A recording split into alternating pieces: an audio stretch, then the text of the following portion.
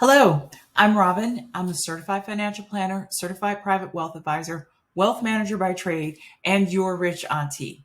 So today I am back in the general explanations of the administration's fiscal year 2025 revenue proposal, basically Biden's plans to raise taxes on Americans should he win a second term in presidency. Not to get too political on this channel, but 2024, this year is an election year.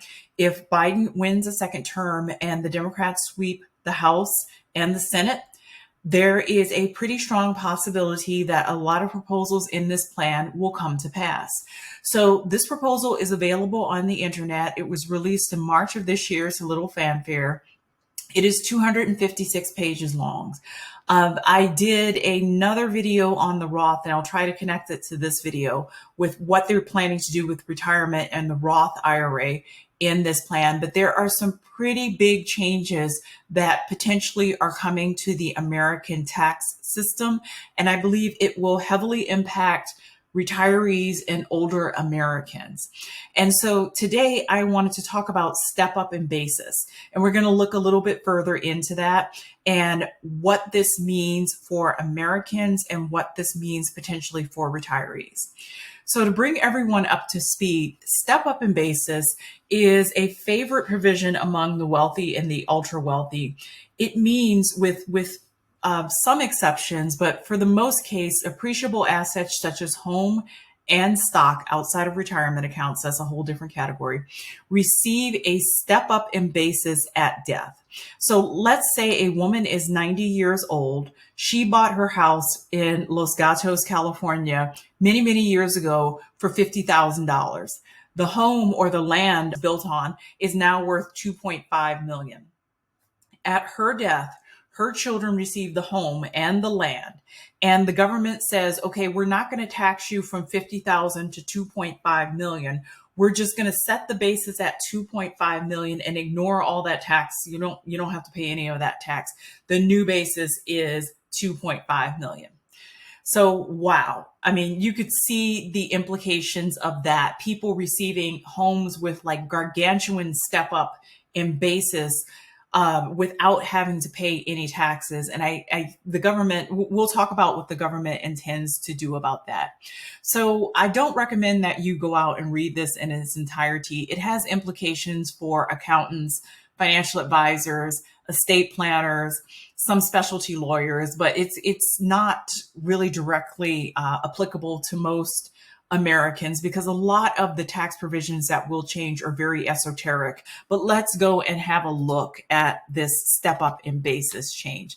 So I draw your attention to page 87. I'm not going to read this word by word because it's written at a very high level. But basically, the Biden administration is basically saying that step up in basis largely benefits wealthy white people. And from my work as a financial advisor, wealth manager, I can 100% say that is true. Most people who benefit from step up in basis are already extraordinarily wealthy, are already millionaires in their own right. And this just adds to their level of wealth. So that's what this first paragraph says. And it basically explains what the current law is. It's what I already told you. When someone dies, their inheritors receive a step up in basis. And they realize that this is basically driving wealth inequality. And right on, it is. I'm a wealth manager. I will 100% tell you that. You know, it's always exciting when a client gets a step up in basis. But like I said, these people by far and large who receive the step up in basis are already extraordinarily wealthy beyond what 99% of Americans experience. Occasionally it helps a client who's more in the middle income bracket, but I've seen it basically help the wealthier get wealthier. There is an estate tax. I'm not going to talk about it here.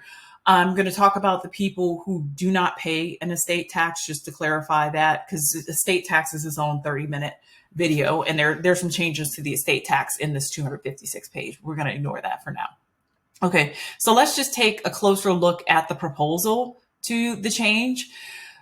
So long-term capital gains and qualified dividends with taxpayers with taxable income of more than $1 million would be taxed at ordinary income rates. which is 37% generally being the highest rate, the proposal would only apply to the extent that the taxpayer's income exceeds 1 million. So let's say mom died and the home she bought for 50,000 is now worth 2.4 million. So her only son would receive that house, and they would have some capital gains on that taxed at the highest tax rate, basically. Whereas where it stands now, he would just receive the home free and clear. So that's what this provision is saying. So the proposal would be effective for gains required to be recognized and dividends received on the date of enactment. Another thing I've talked about homes is stock. Stock also receives step up in basis. So mom has stock in Coca-Cola that she's held in the family since 1950 and never sold. Usually the family can't even find the basis. But sometimes the family does hold on to the basis, and mom can prove that the basis of that stock was, 25 cents a share. Stock, I don't know where Coca-Cola's current price is, but the son would receive that. Let's say Coca-Cola's at $200 a share, would receive the basis at $200 a share. So same principles as a house. So homes and stocks in California, at least, are the assets that are most common to receive step up in basis. This talks about transition of property of gift or death. We're not going to get into gifts because that's very complicated.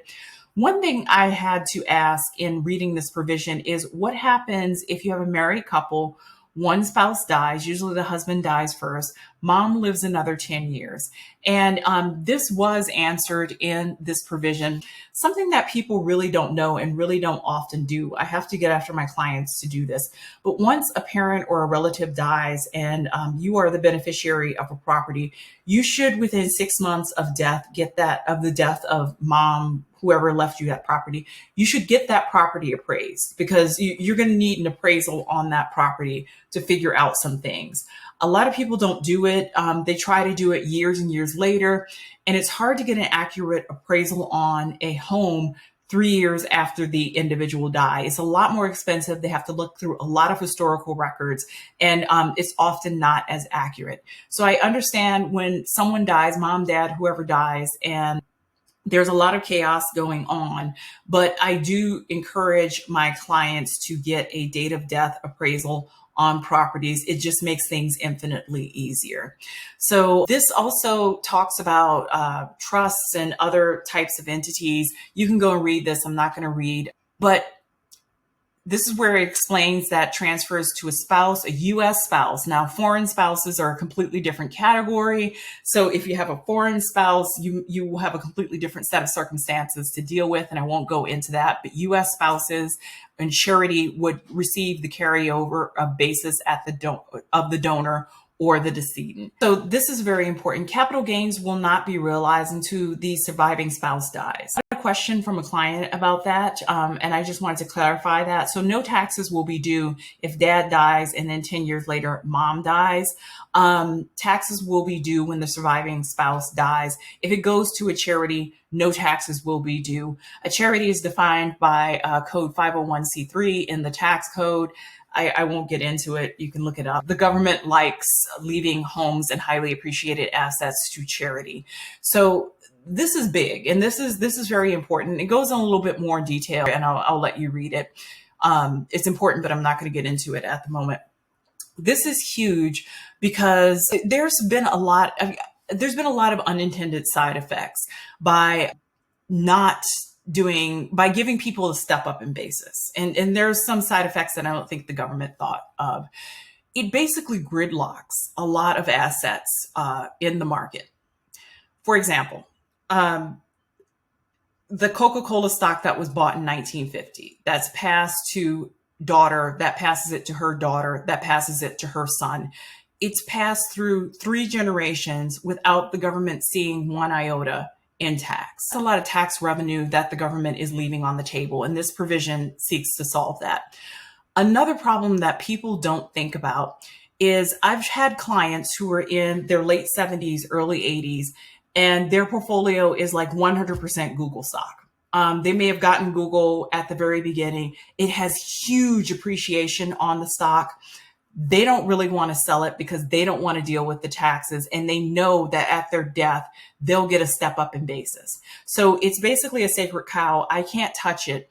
I can't feng shui it into something that's likely more appropriate for an 80-year-old or a 90-year-old's portfolio. It just kind of sits there ticking and purring along until they die. And then the kid, who's already pretty darn well off, inherits it and basically doesn't sell it. This portfolio really should be reconfigured for the appropriateness of an 80 or 90-year-old, but that specter of giving my kids a step up in basis, which is a significant asset, stops the person from making appropriate adjustments to their portfolio. And I've seen that many times. The second thing, the gridlock it causes, is in homes. Okay, here in California, we have gigantic appreciation on homes, and pretty much everyone knows that you currently receive a step up in basis. Well, what that creates, 85-year-olds, 90-year-olds living in a home worth 2.4 million in Los Gatos, by all means and measures, they should have moved on to either a smaller home or even assisted care. But they're rattling around this large home. It's a danger to them. Injuries, falls, slips, trips, they're living there alone, and they will not sell the home because they know their kids are going to get a step up in basis and they don't want to deal with the taxes. I've seen people really do themselves in, meaning, slip, trip, fall because of a home that they should have been out of a decade or more ago. So it locks people into these positions they really shouldn't be in these houses they really shouldn't have, because they want to give their kids step up in basis. Also, I've seen situations where someone lives in an impressive home. The land is worth 2.4 million, but the house is falling apart. The person may be house rich, but cash poor. The home has plumbing issues. I've seen homes that didn't have heat. I've seen homes with knob and tube wiring. I've seen homes where, parts of the floor are basically falling in and the roof is about to give out. It's because the person living in the home doesn't have hundreds of thousands of dollars that they need to put into that home to bring it up to a comfortable standard, because they know they're going to get a step up at basis in death. Their kid can put maybe $300,000 to $500,000 of renovation into that home, and they can sell it tax-free for $2.4 million. So it's also, these homes, we really have a housing issue in the Bay Area. And part of the housing issue is that we have people who are in their 80s and 90s and probably shouldn't be living in these homes, who are holding on to these homes because when they die, their kids get a step up in basis. So it creates gridlock in capital markets. It creates gridlock in housing markets when you provide a step up in basis, because people will hold on to the asset until they die, long past the point that it is practical or useful in their lives, just to give their kids the step up in basis. I really want to see that stopped, because I've seen a lot of older people unnecessarily suffer and not enjoy their golden years in a house that was falling apart around them because they don't have the capital to put into repairing the homes, and they are just hoping their kids get the step up in basis. Also, when the kid receives the house, the house is usually in a pretty bad state. They're going to have to come up with $300,000, $400,000, $500,000, and they can do collateralize the property and do a short-term bridge loan, but it usually keeps the property off the market for another 12 to 18 months. This can also cause disputes between inheritors. You have two sisters who receive the property. One wants the money right away, so they don't want to put any money into the property and just sell it as is at $2 million. And the other sibling wants to put, $200,000 into the property to get it up to 2.4 or 2.5 million. I've seen it just become a source of stress and strife between siblings and inheritors, because they received this decrepit property that mom, dad, whoever didn't have the resources to keep up. So there you have it. My take on step up in basis. I think this is going to be huge for people in states like California, New York, where we're seeing, gigantic run-ups in real estates over the past 30 years, because a lot of people's equity is in their home. This is big. This is new and different. It's going to affect people, but I think it's going to affect people who are already wealthy and who already enjoy a pretty affluent lifestyle. So there you have it. Tell me what you like. Tell me what you don't like. Tell me when step up in basis really worked in your favor. So if you found this information useful, please like, please share, and please subscribe. Thank you.